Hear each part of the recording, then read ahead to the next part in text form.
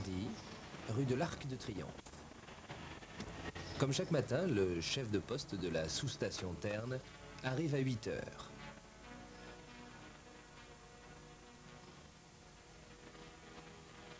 Construite au début du siècle, à l'emplacement d'une ancienne remise à fiacre, la sous-station Terne avait à l'origine une superficie de 645 mètres carrés. Une opération de rénovation et d'agrandissement créa entre 1925 et 1930 les deuxième et troisième sous-sols.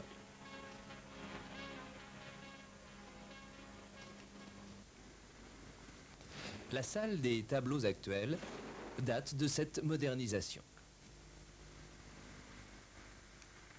Bonjour, ça va? Ouais. On a eu un déclenchement cette nuit. Ah bon? Sur le Champs-Élysées. D'accord. 12 kilos. Alors, on a fait l'essai. Mhm. Ça venait pas du câble, on l'a reporté. D'accord. Donc il est reporté sur la cellule de secours. Ouais. Et donc ça serait à quel niveau? Ah, ça viendrait du disjoncteur. Du disjoncteur.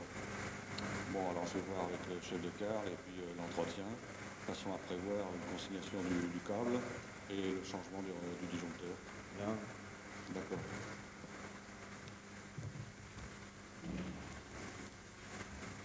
La chambre de service procède à des relevés pour chaque secteur alimenté par la sous-station. Rabelais, Maillot, Champs-Élysées, qui constituent les anciens réseaux 12 000 et 3 000 volts de cette zone.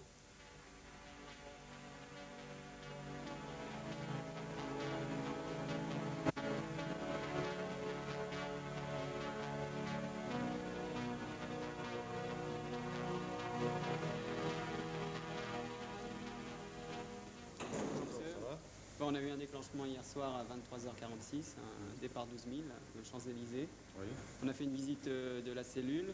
On a vu un mauvais accrochage du disjoncteur. Bon, on a reporté sur la cellule de secours. La veille, 23h46. La sonnerie d'alarme se déclenche. Au tableau lumineux, l'agent de car sait immédiatement que le câble petite boucle desservant le secteur Champs-Élysées-Marigny est défaillant. Un agent va immédiatement mettre en service le disjoncteur de secours 12 kV.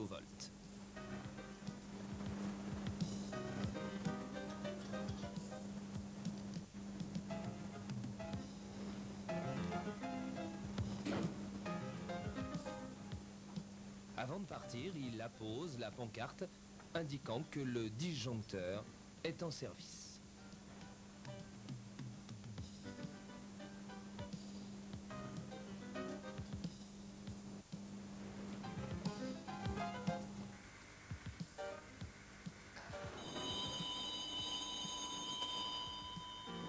Grâce à ce dispositif sonore, il sait que le câble est à nouveau alimenté. Cependant, pour plus de précaution, l'agent va s'assurer à l'aide d'une perche à néon que les têtes de câble sont bien sous tension.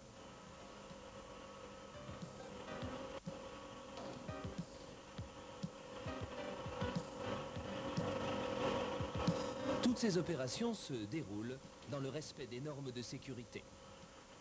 Travail sur un tabouret isolant et port de gants isolants.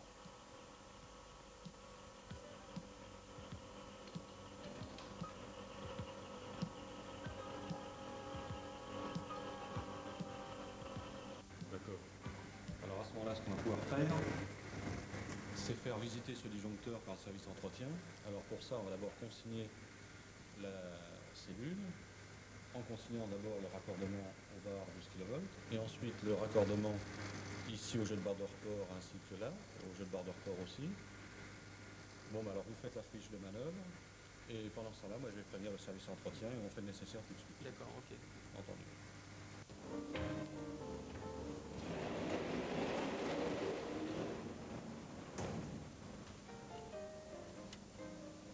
Familiers de l'électricité, les agents EDF sont les premiers à en connaître les dangers.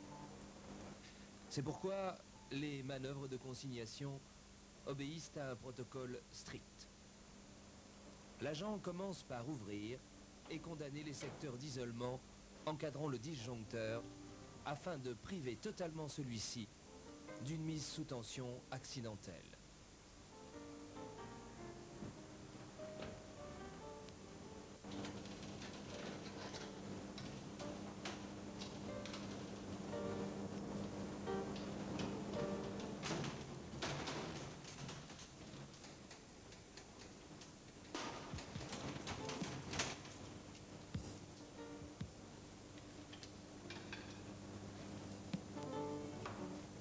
Une fois ceci fait,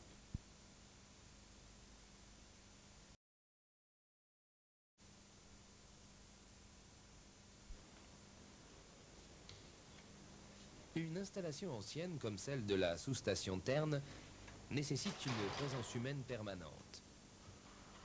Jour et nuit, des agents se relaient pour vérifier que tout va bien. Ils contrôlent les 11 transformateurs.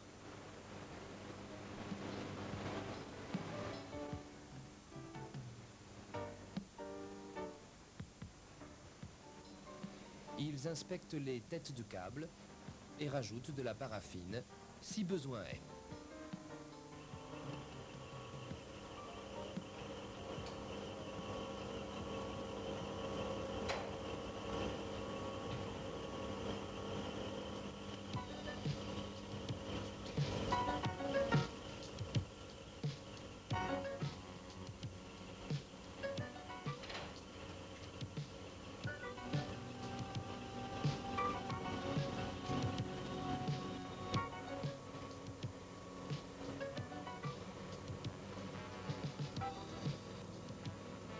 Ces rondes routinières sont essentielles.